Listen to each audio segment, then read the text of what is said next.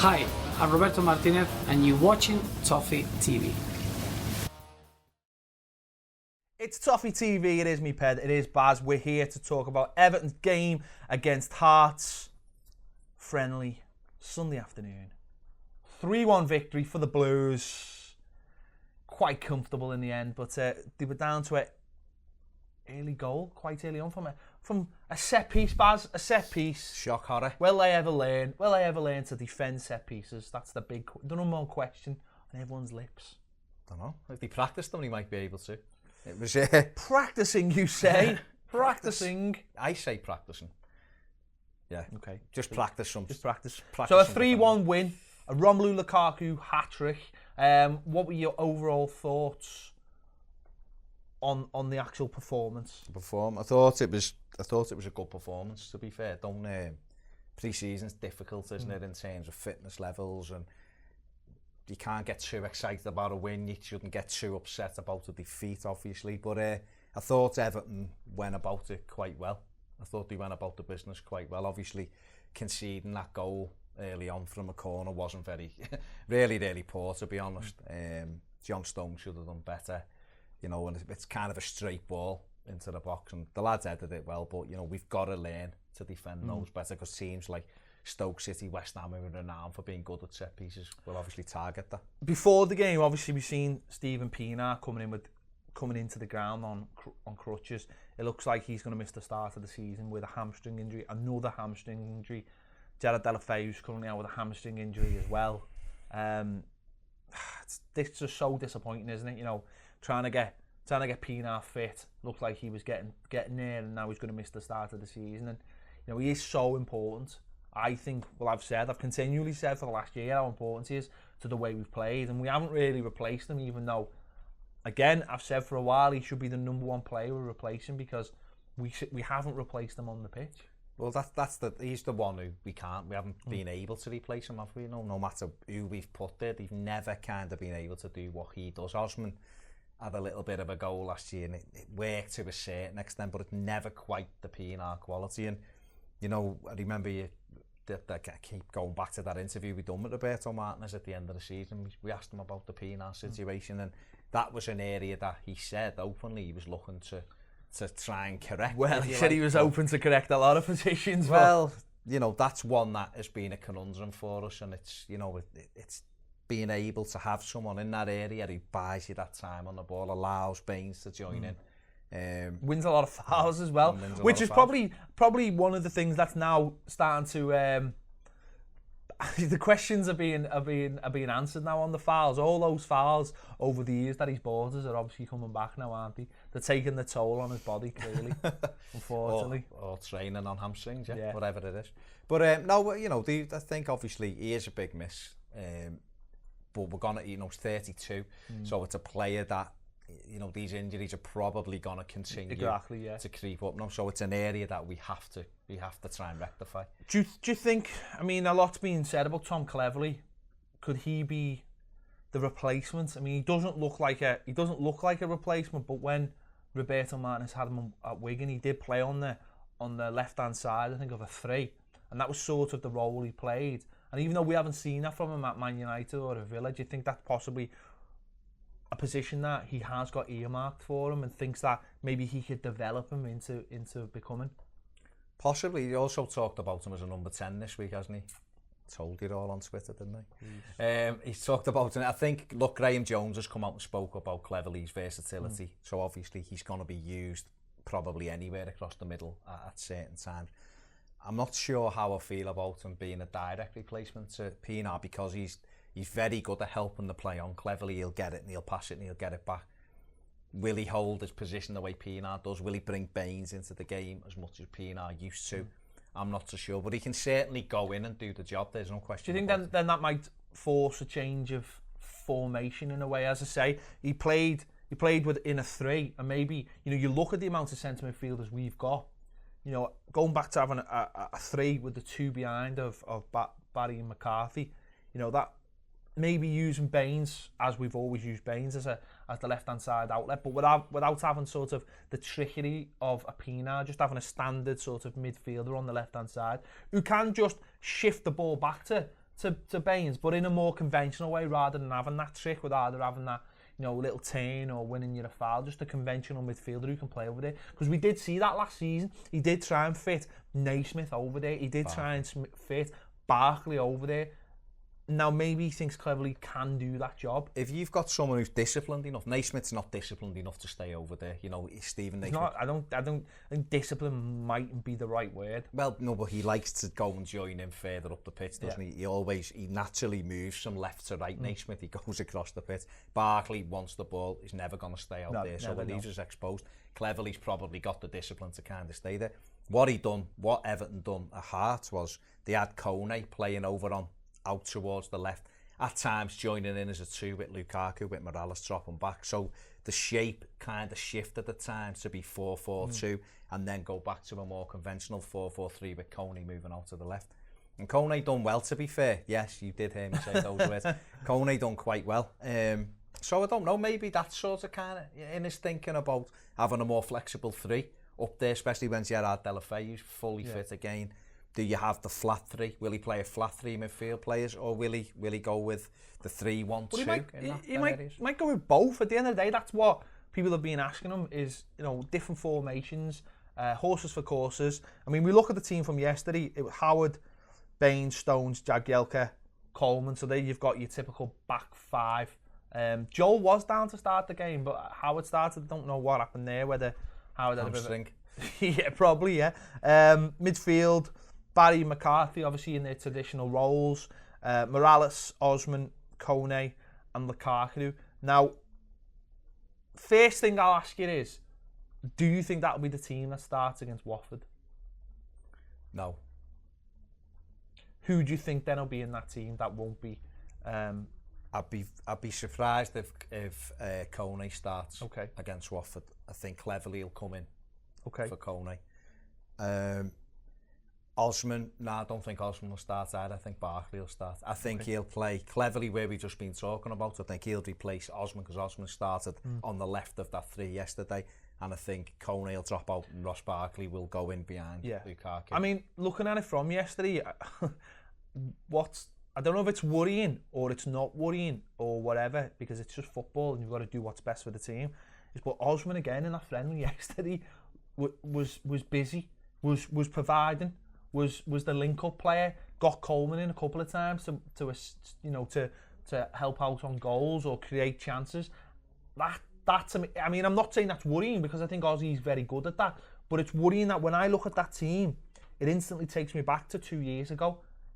Okay, maybe not with Kone in the side, but I look at that and I think that's the same team from 2 years ago, and that to me is a little bit worrying from that point of view. Someone posted to see what they consider Everton's best 11 to be, and it was the same 11 that started 2 years ago with Roberto Martinez, when he had Mirallas on the left and Deulofeu on the right, Lukaku up front, Barry and McCarthy in the middle. It's all the same, and people will look and go, that's unbelievable that 2 years have gone by in football and we haven't got our first 11 is the same as it was 2 years ago. That you can look at it both ways and go, that can't be right, because obviously you always should be moving forward as a football club, but that's where we are at the moment. That is, I mean, that's worrying to me, because if you stand still in football, it's the equivalent of moving backwards.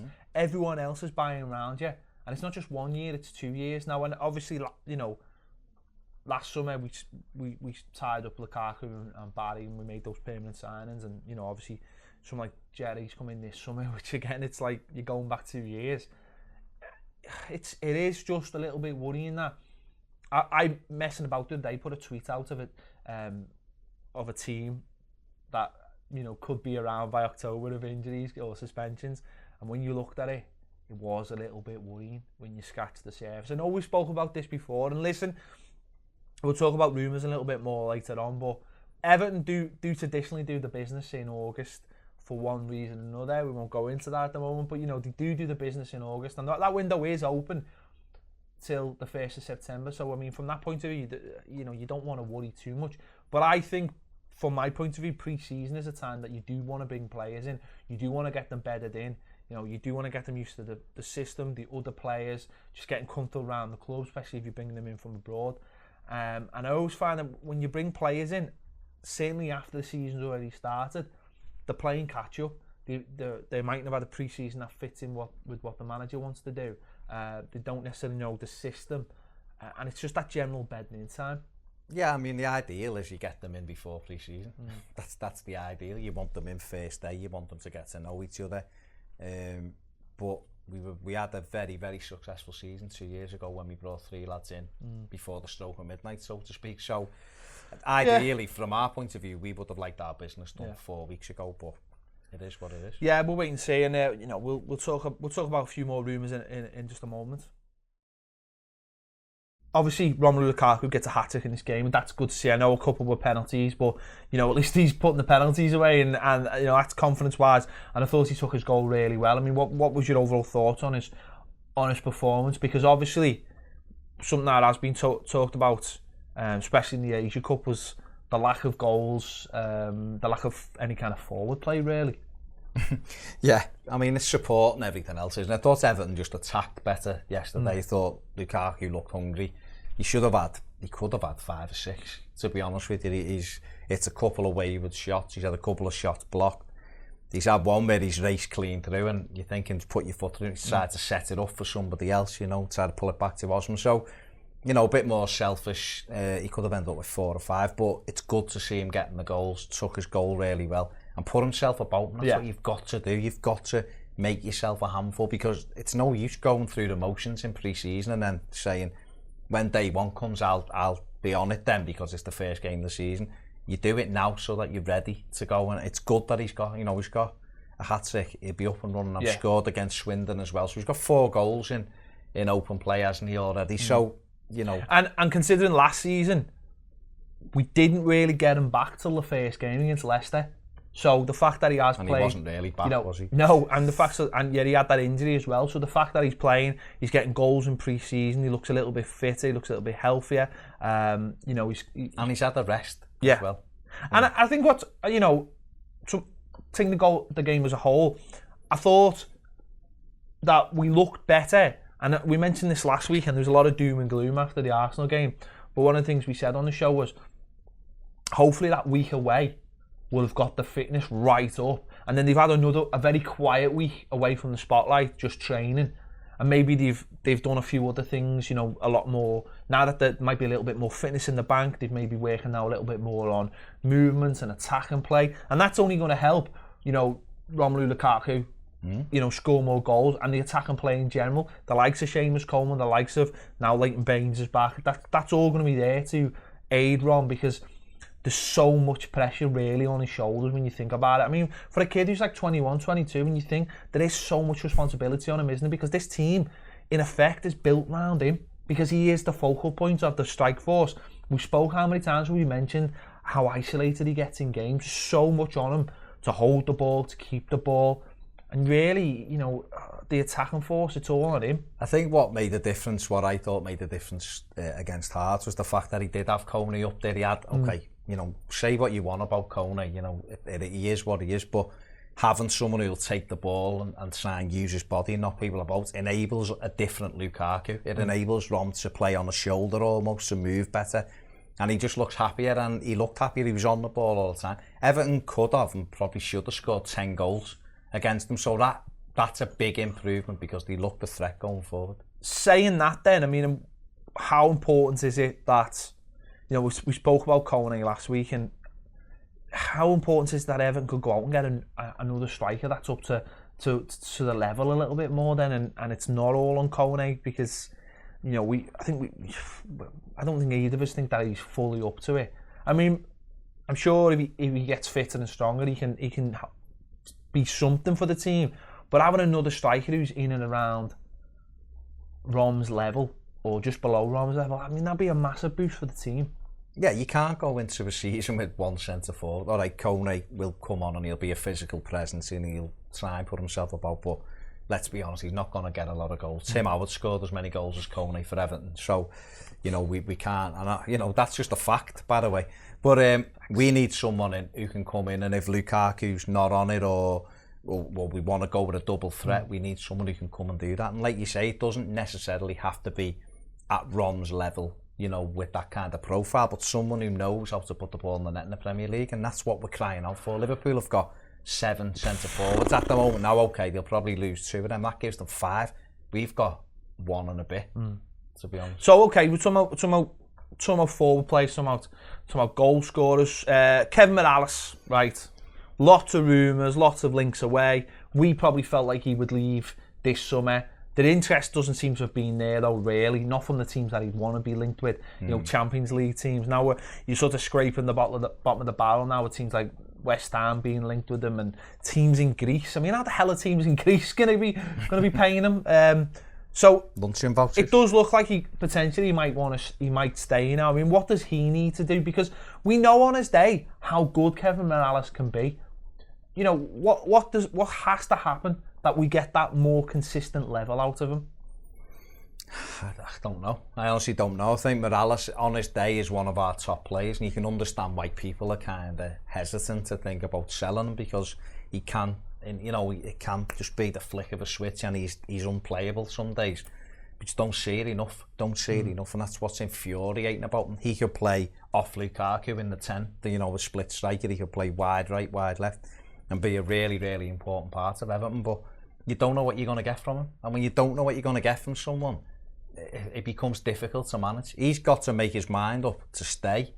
He's got to, you know, come out and say, I want to stay here. If he still wants to move, because players like to change clubs, that's up to him. But we need to know. I mean, I'm thinking of consistency. Do you think it's, if he can get a run where he's not getting injuries and he's not picking up injuries, then that might be all the consistency he needs? Because it has been that every time he's played well, he looks like he's kicking on. He'll get an injury and that'll bring him back. And the team has to learn how to deal without him. And I almost felt like last season, even though it wasn't a great season, Roberto Martinez sort of made his mind up that he was gonna not use him, because he just felt like, well, if I do use you, the minute we get into any stride, you're gonna get an injury. So I'm just gonna use you off the bench and just be, you know, just manage you the best way I think. I don't know. It was a strange season, wasn't it? Last year, there was lots of things we were scratching our heads over. The Mirallas thing, when we couldn't score goals, was one of them. Obviously, the penalty thing against West Brom didn't help his cause, and he seemed to fall quite rapidly out. Well, there was also the fact that there was no contract signing either. So the club made it public that they'd offered him a contract. Yeah, but there's been other players who have been having contractual disputes and being involved, hasn't he? You know, still being involved. He just kind of fell from grace quickly. But then he had you think of standout moments like West Ham away in the FA Cup when we were down to 10. Then he took the game to West Ham and almost won it for us. You know, he was majestic. Scored one, made another, was the threat all night. So he has those moments. I think you're right in terms of consistency. If you give him a position and he could stay there and play there and know that that's his position, maybe that's how you get the best out of Kevin Mirallas. Arm round the shoulder job, I think, isn't it? And just say that's your position. David Moyes done it quite well. He got a lot out of Mirallas, you know, when he first had him, because I think he said, you know, you're important to this team, and that, I think maybe that's how you do it. But he's definitely an enigma. Yeah. Moving on, obviously Luke Garbutt now has gone to Fulham. Obviously we knew he was going to go on loan somewhere. He's a bit disappointed that it's ended up being a Championship team and not a Premier League team. I mean, Bournemouth were the team linked, but they went and bought a £8 million full-back, so that was sort of thrown out the window, and Villa were mentioned, but he's gone to the Championship. Do you think it's more about just getting him a game week in, week out, regardless of almost the quality, getting him used to playing every week, and almost playing in the Championship is almost like, you know, the school of hard knocks in a way? Well, it is, but I think Everton would have ideally wanted them to go to a Premier League club, as everyone would, but, you know, it's difficult to try and get Premier League clubs to take players for 12 months, you know. It's not as if he's in the England squad and he can't get in our team and someone wants to take him. We're asking them to go and develop him. And clubs are buying players, like you said, you know, Tyrone Mings, £8 million, but, you know, he's gone to Bournemouth, who were earmarked for Garbutt. So it can be frustrating, but it's going to come down to the situation that you just want the lad to play games every week. Ideally, yes, the Premier League, but if there's no one for him to go to, Fulham's a good club. You know, he'll play. He's got to get used to being relied on for 38 games, 46 games in the Championship, isn't it? Tough league, you know. I also like the fact that it's, you know, he's in London, out of his comfort zone, away from home. You know, he's got to get used to all that as well. I know he came from Leeds anyway, so be used to that kind of thing. But it is just the the idea of him just being away from his comfort zone and being away from all that. It's about development.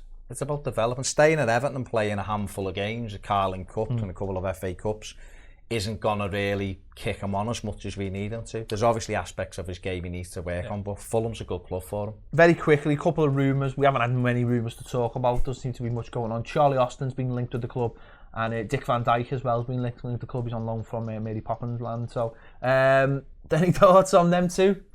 I think they'd both be good. Obviously, Dick Van Dijk will be giving it all that with the umbrellas and those cartoony ducks. He's got good feet for a chimney sweep, that's all I'm saying. You know what, quick feet is always important. He's a good defender, looks a good defender. Virgil, he's talking about not Dick before anyone starts going, it's not Dick. It's just quite a strange line, I didn't think I'd say. But Virgil van Dijk, good player, good defender. Left-hand side as well. Left-hand sided.